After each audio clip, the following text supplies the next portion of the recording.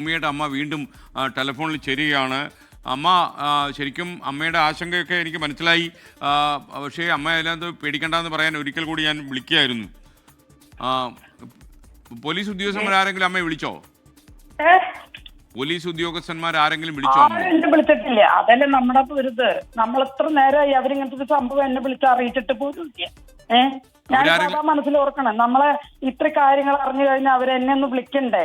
ഈ കേസ് ബാധിച്ച വ്യക്തി വല്ല റിട്ടയർഡ് ആയവരായാലും അല്ലാത്തവരായാലും അവരിൽ എപ്പോഴും അറിഞ്ഞിട്ടുണ്ടാവുമല്ലോ ഈ സംഭവം. ഈ പോലീസുകാർ ആരും അവിടെ എത്തിയിട്ടില്ലല്ലേ? അമ്മയുടെ വീടിനടുത്ത് എത്തിയിട്ടില്ല. ഇവിടെ ആരും വന്നിട്ടില്ല. അമ്മ എന്തായാലും ജാഗ്രതയോടെ ഇരിക്കണം. കാര്യം അമ്മയുടെ അയലത്തൊക്കെ ആളുകളുള്ള സ്ഥലത്തല്ലേ അമ്മ ഇരിക്കുന്നത്. ഇപ്പൊ എവിടെയാണെന്ന് പറയണ്ട. എനിക്ക് അങ്ങനെ ഒന്നും ഒരു ഇതില്ല. എന്താ വെച്ചാൽ അയൽപക്കത്തുള്ളവരെ കണ്ടൊന്നും വലിയ ഇതൊന്നുമില്ല. അതിപ്പോ നമ്മളെന്തായാലും ഇതല്ല. അതെനിക്ക് ഒരു പേടിയില്ല. കാരണം അവനെ ഒരിക്കലെങ്കിലും നേരിട്ട് കാണിച്ചിട്ടുണ്ടെങ്കിൽ അതിനുള്ള അന്ന് എന്റെ കൈ കൊണ്ടായിരിക്കും അവന്റെ മരണം. അവനെയും കൊന്ന് എനിക്ക് ചാവാലോ. ഇനിയിപ്പോ ഒരു മകൻ ഉണ്ടെന്ന് വിചാരിച്ച് കാത്തിരിക്കേണ്ട ആവശ്യമില്ലല്ലോ. അവനും പോയി, സന്തോഷം പോയല്ലോ. ഇനിയിപ്പിനെന്താന്ന് ആർക്കും വേണ്ടി ജീവിക്കാനാണ് ഞാൻ അവന്റെ മരണം കാത്തിട്ട് ഇത്ര കാലം കാത്തിരുന്നത്. ആ ദുഷ്ടനാണ് ഇപ്പൊ തേടിച്ചാട്ടിരിക്കണത്. അതൊന്നും കണ്ടോളൂ, താഴെ കണ്ടോളൂ. അവനെ നേരത്തോട് നേരാകുമ്പോഴത്തേനും നമ്മുടെ പോലീസുകാരോ നമ്മളെ ജനങ്ങളോ പിടിച്ചിരിക്കും. കാരണം എല്ലാവർക്കും ഒന്നും സൗമ്യം മറന്നവരാരും ഇല്ല. മനസ്സിലായി അമ്മ.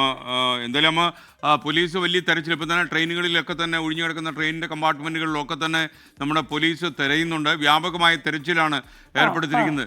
ഇത് കാസർഗോഡ് തെരച്ചിൽ നടന്ന ദൃശ്യങ്ങളാണ്. കാസർഗോഡ് റെയിൽവേ സ്റ്റേഷനിലെ ദൃശ്യങ്ങളാണ് പ്രേക്ഷകർ ഇപ്പോൾ കാണുന്നത്. അമ്മ, കാസർഗോഡും കണ്ണൂരും റെയിൽവേ സ്റ്റേഷനുകളിലും ഒറ്റ തിരിഞ്ഞ് ഉള്ള സ്ഥലങ്ങളിലും അതുപോലെ ഒറ്റപ്പെട്ട വീടുകളിലും ഒക്കെ തന്നെ തെരച്ചിൽ നടക്കുന്നു.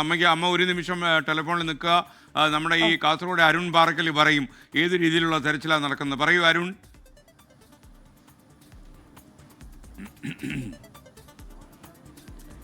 SKN കാസർഗോഡ് റെയിൽവേ സ്റ്റേഷനിലാണ്. ഇപ്പോൾ എറണാകുളത്ത് നിന്ന് പൂനെയിലേക്ക് പോകുന്ന ട്രെയിനാണ് ഇവിടെ എത്തിയിരിക്കുന്നത്. ഇവിടെ ഇപ്പോൾ റെയിൽവേ പോലീസും അതുപോലെ തന്നെ RPFും സംയുക്തമായാണ് തെരച്ചിൽ നടത്തുന്നത്. പ്രത്യേകിച്ച് ജനറൽ കോച്ചുകൾ കേന്ദ്രീകരിച്ചാണ് തെരച്ചിൽ നടത്തുന്നത്. ഏതെങ്കിലും രീതിയിൽ ഈ മംഗലാപുരം ഭാഗത്തേക്ക് രക്ഷപ്പെടാനുള്ള സാധ്യതയുണ്ടോ എന്ന് പരിശോധിക്കുന്നുണ്ട്. ഇന്ന് രാവിലെ 6 മണിക്കാണ് ഇവർക്ക് ഇതുമായി ബന്ധപ്പെട്ട വിവരം ലഭിക്കുന്നത്. പോലീസും സമാനമായ രീതിയിൽ റോഡുകൾ കേന്ദ്രീകരിച്ച് പരിശോധനകൾ നടത്തുന്നുണ്ട്.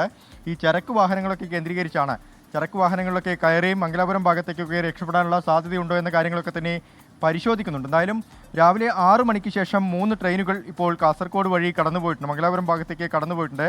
ആ ട്രെയിനുകൾ കേന്ദ്രീകരിച്ചൊക്കെ തന്നെ പിന്നീട് വിളിക്കാം. അമ്മ എന്തെങ്കിലും ആവശ്യമുണ്ടെങ്കിൽ വിളിച്ചോളണം. ഓക്കെ, ശരി.